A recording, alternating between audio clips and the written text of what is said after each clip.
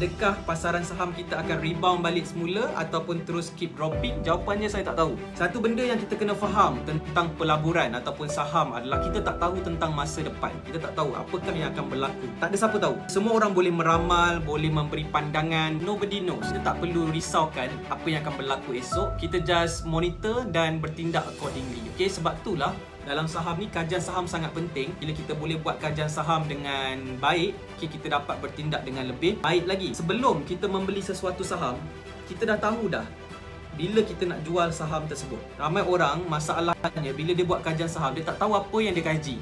Bila kita buat kajian saham ni, kita kena tahu kenapa kita beli saham tersebut. Apa sebab-sebab kita beli saham tersebut. Yang kedua adalah kita kena tahu bila kita nak jual saham tersebut. Kenapa kita nak jual saham tersebut? Kita mesti ada senarai sebab kenapa kita kena jual saham tersebut pada waktu-waktu tertentu. Okay? Jadi semua ni adalah kita sebut exit plan kita. Sekiranya kita beli saham ni, something happen, kenapa kita nak jual saham tersebut? Benda ni kena jelas sebelum kita beli saham. Kalau anda tak jelas sebelum beli saham, maka apa yang berlaku adalah bila anda menghadapi situasi harga saham jatuh ataupun harga saham naik, anda tak tahu nak bertindak macam mana. Okay, so sangat penting kita sebut trading plan untuk anda predetermine apa yang anda nak buat sekiranya harga saham yang anda beli tersebut naik dan turun. Ataupun turun, anda kena tahu apa nak kena buat. So sebab itulah ramai orang dia tak tahu apa yang dia buat dalam saham yang dia beli. Sebab tu dia pergi tanya pendapat orang lain. Okay, dan dia buat kajian saham. Of course dia buat kajian saham, tetapi dia tak tahu apa sebab dia beli sesuatu saham tu.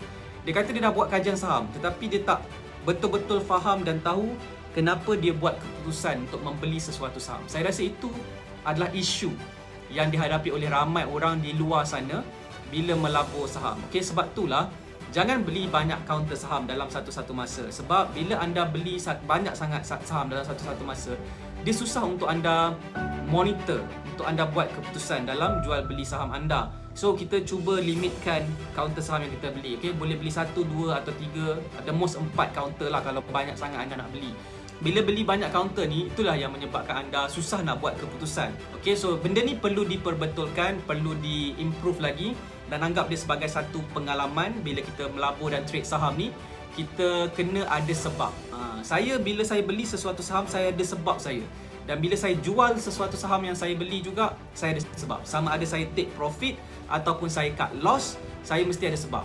Ni counter ni saya jual sebab apa? Saya dah tahu dah kenapa saya nak jual saham tersebut. So itulah kajian saham. Okay, so anda mesti buat kajian saham sampai ke level itu sebelum anda membeli apa-apa saham. Supaya apabila anda berhadapan dengan apa-apa situasi dalam pasaran saham, beli naik ataupun turun, anda tahu apa yang anda kena buat. Nak jual ke, nak hold ke, dia based on kajian saham anda.